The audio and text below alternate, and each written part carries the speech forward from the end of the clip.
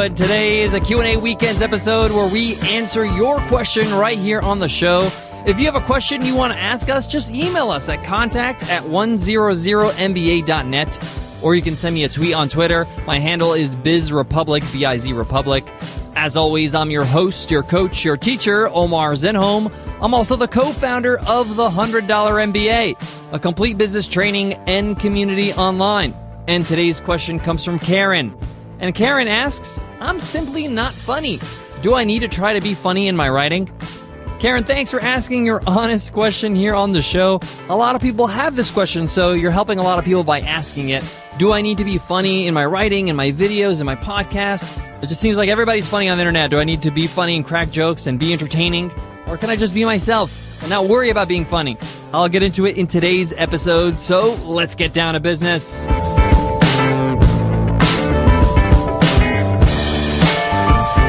Today's episode of the $100 MBA Show is sponsored by Webinar Ninja. Learn the 5 steps to more sales with webinars with our free live workshop coming this Tuesday over at webinarninja.co/workshop. You'll get our step-by-step plan on how to create, present, and even sell on your webinars without feeling icky or disgusting or salesy or any of that stuff.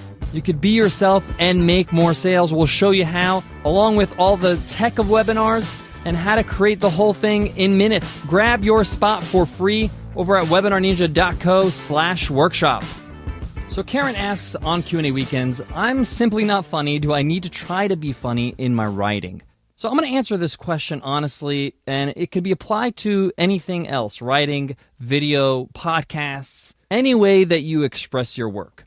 The short answer is no, you don't need to be funny. There's plenty of successful writers, entrepreneurs, producers of great work that are simply not funny. They don't try to be funny.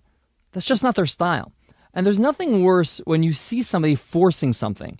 If you don't like to be funny, if that's something that doesn't come natural to you in your writing, then don't do it. People will respect you and your work for being authentically you. A lot of people get caught up with the idea that there's a lot of people out there on the internet that are funny, that are entertaining, that get a good laugh, whether they're on stage or on video. But funny doesn't always mean impactful. At the end of the day, you want to be impactful. You want to be able to impact the people that are reading your writing, watching your videos, or experiencing your performance on stage. And when you get caught up of trying to be something that you're not, something that you're not really congruent with, it really affects your work.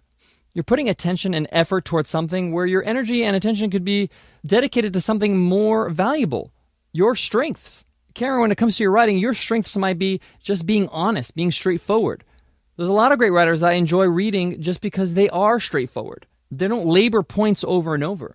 So if that's your style, then flex that style. What I would do, Karen, is ask somebody who's read your writing before, whether that's on your blog or a book that you've written before. Ask them, what is your favorite thing about my writing, about my style? And ask as many people as possible. See if you can ask, let's say 10 people and see where there's consistencies. Ask them to list 3 different things.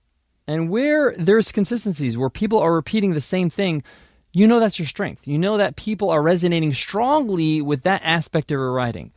Go all in there. Double down on that. Great writers are specialists at a certain way of writing.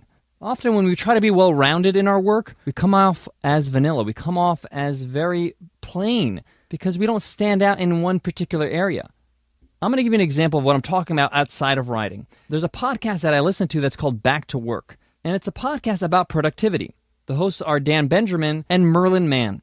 Now, there's a lot of banter in this show. Each episode's about an hour to 15 minutes, maybe an hour and a half. And the first 30 minutes is just banter. What's going on in their life, their favorite comic characters, the last movie they saw.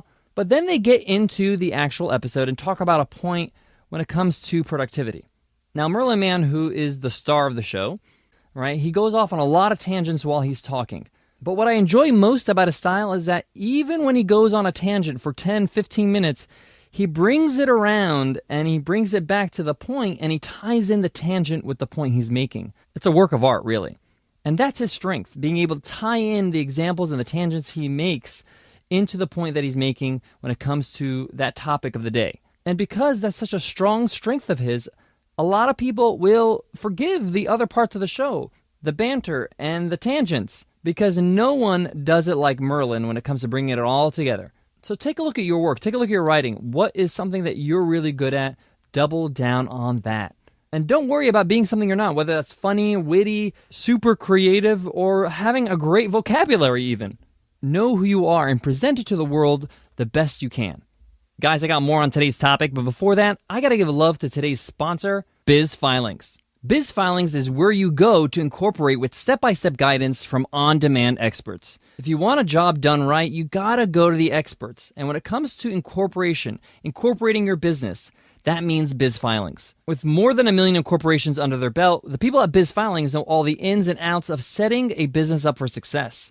They'll break down the process for you, outlining the fees and the forms, and work closely with the state so you know exactly what to expect every step of the way. And actually, Biz Filings was founded by entrepreneurs who set out to build the kind of experience they'd want if they had to do it all over again. A straightforward site loaded with tools to help you understand your options and make the right call. With the resources at Biz Filings, there's no need to put off incorporation any longer.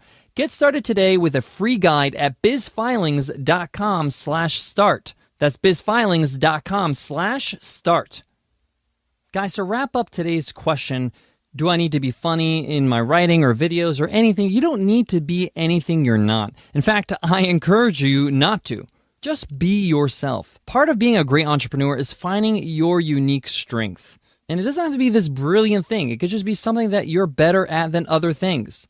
And just get better at that. It's easier to build upon something you're already good at, something that really shines already, and then just polish that a little bit more so it shines brighter. Just because some people are successful because they're funny with their writing or with their videos or with their public speaking doesn't mean that has to be you. You do you.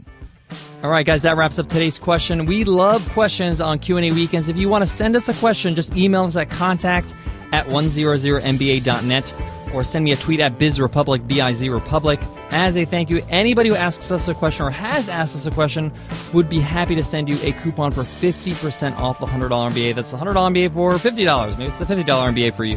But it's just something for us to say thank you for participating in the show. All right, guys, I want to leave you with this. You know, Karen says in the beginning of the question, I'm simply not funny. Do I need to be funny?